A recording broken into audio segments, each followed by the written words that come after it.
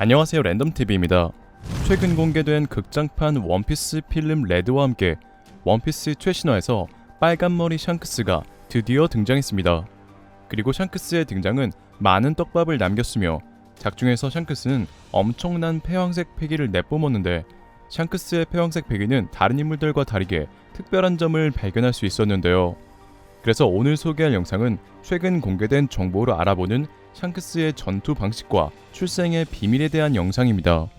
빨간머리 샹크스의 전투 방식. 최근 공개된 설정집에서 빨간머리 샹크스는 세계 최강의 검사 미호크와 호각의 싸움을 벌이는 검의 달인으로, 그 무시무시한 폐형색 패기는 강력한 흰 수염의 적단의 선원들을 차례로 기절시켰을 정도라고 공개됐었습니다. 이런 설정집의 정보와 와노쿠니 에피소드에서 공개된 극소수의 강자는 폐황색 패기를 휘둘러 사용할 수 있는 설정으로, 샹크스는 와노쿠니 에피소드에서 언급된 골디로저와 비슷하게 비능력자일 뿐만 아니라 검의 무시무시한 폐황색 패기를 휘둘러 상대를 공격할 것으로 생각되는데요. 그리고 원피스 1055화에서 샹크스는 엄청난 폐황색 패기를 내뿜어 해군대장 로큐규의 몸을 마비시켰는데, 샹크스의 폐황색 패기 묘사는 마치 로큐규를 향해 뿜어지는 것처럼 묘사됐습니다. 이는 폐황색 패기 또한 컨트롤하여 가까이 있는 상대뿐만 아니라 멀리 있는 상대까지 저격할 수 있다는 것으로 보이는데요. 이미 폐황색 패기를 몸이나 검에 휘둘러 컨트롤할 수 있다고 나온 만큼 폐황색 패기를 컨트롤하여 장풍처럼 사용할 가능성도 높아 보입니다.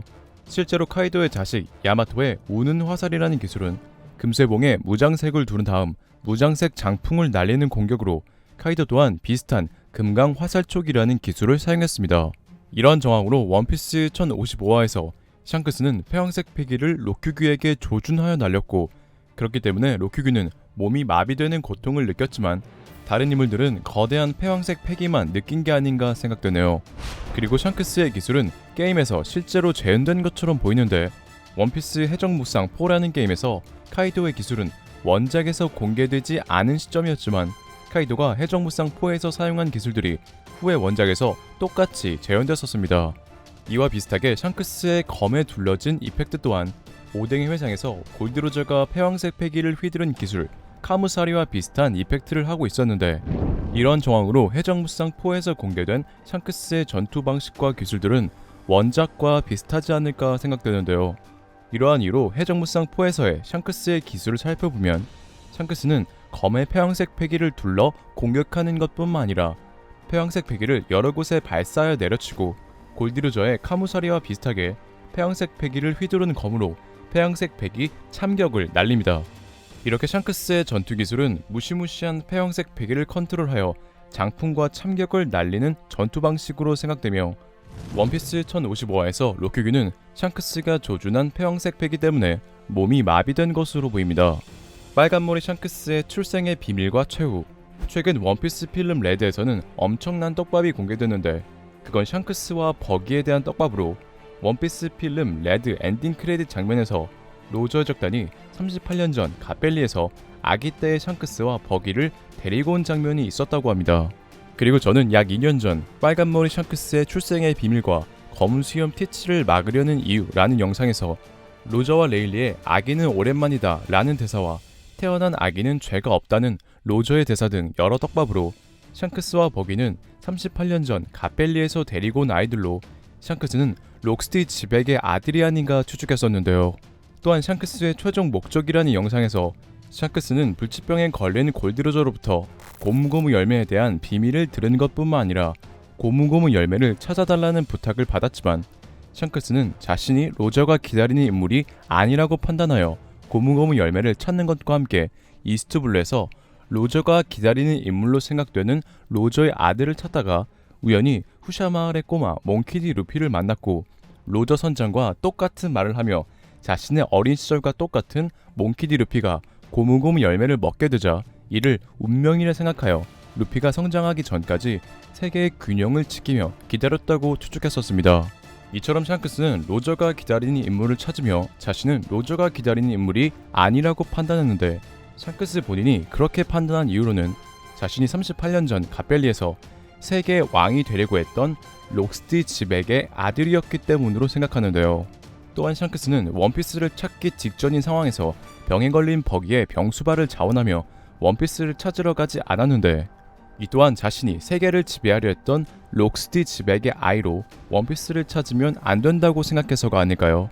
그리고 샹크스는 원피스를 찾고 돌아온 로저에게 한 질문을 하더니 로저의 말을 듣고 하염없이 울었는데, 이 장면을 보면 마치 샹크스가 한쪽 팔을 잃으면서까지 루피를 구해줘 루피가 우는 장면하고 오마주되는데요. 이러한 정황으로 저는 샹크스가 로저의 불치병에 대해 언급한 것이 아닌가 생각하고 있습니다. 사실 로저의 불치병은 로저의 병을 치료하기 위해 28년 전 크로커스를 영입했던 것뿐만 아니라 로저가 거리낌 없이 자신이 오래 살지 못한다고 얘기한 이유로 로저 작단은 이를 전부 알고 있지 않을까 생각하고 있는데, 그럼에도 샹크스가 로저에게 불치병에 대해 질문한 건 골디 로저의 불치병이 38년 전 갓벨리 사건에서 록스티 지백과의 전투로 생긴 것인 걸 샹크스가 알았기 때문으로 추측하고 있습니다.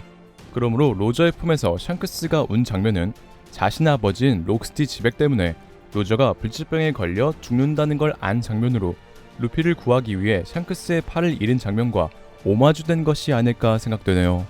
그리고 이번에 새로운 상황이 된 루피와 버기 이외에 이전 상황인 인물들은 전부 록스와 관련 있는 인물들인데, 과거 상황이었던 흰수염, 카이도, 빅맘은 록스티 지백의 록스의 적단 선원이었으며, 티치의 배 이름은 샤벨 오브 지백으로 록스티 지백의 이름이 들어가며, 현재 검은 수염의 적단이 록스의 적단이 만들어졌었던 해적섬에서 활동한다는 점으로 검은 수염 티치 또한 록스티 지백과 관련이 있습니다. 이런 정황들로 사왕 빨간머리 샹크스 또한 록스티 지백과 관련된 인물이 아닌가 생각하며, 샹크스는 록스티 지백의 아들로 샹크스는 록스와 비슷한 행보를 걷고 있는 검은 수염 티치를 경계하며 주시하고 우르정에게 이를 알린 것으로 보이는데요. 이렇게 샹크스가 전설의 록스 적단 선장 록스티 지백의 아들이었기 때문에 샹크스의 무시무시한 폐영색 패기는 록스티 지백의 피를 물려받은 것으로 보이며, 샹크스는 자신의 아버지 록스의 행보를 걷고 있는 검수염 티치를 막으려는 것으로 생각하고 있습니다. 그리고 오다이치로는 과거 점프 페스타에서 정상 결전보다 더 거대한 전쟁과 루피의 사상 최대의 적이 될 흰수염과 관련된 전설을 언급했는데, 이는 현재 록스티 지백과 관련이 있어 보이는데요.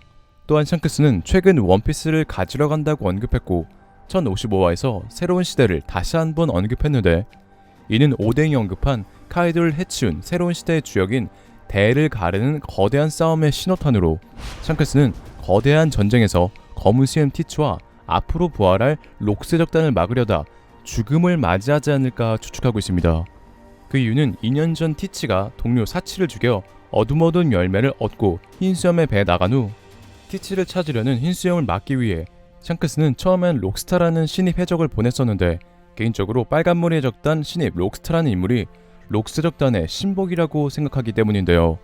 록스타가 록스 적단 신복이라고 생각한 이유로는 록스타가 빨간머리 적단 막내로 들어와 검수염 티치와 관련 있는 사건과 얽혔던 이유와 록스와 비슷한 이름, 실루엣, 빨간 머리까지 하고 있어 록스타가 록스와 비슷한 느낌을 하고 있기 때문인데요. 이러한 이유로 샹크스는 세계관 최강의 실력을 가졌지만 록스 적단의 신복 록스타로 인해 검은 수염 티치에게 끝내 당하지 않을까 생각되네요. 오늘의 영상은 여기까지입니다. 시청해주셔서 감사합니다.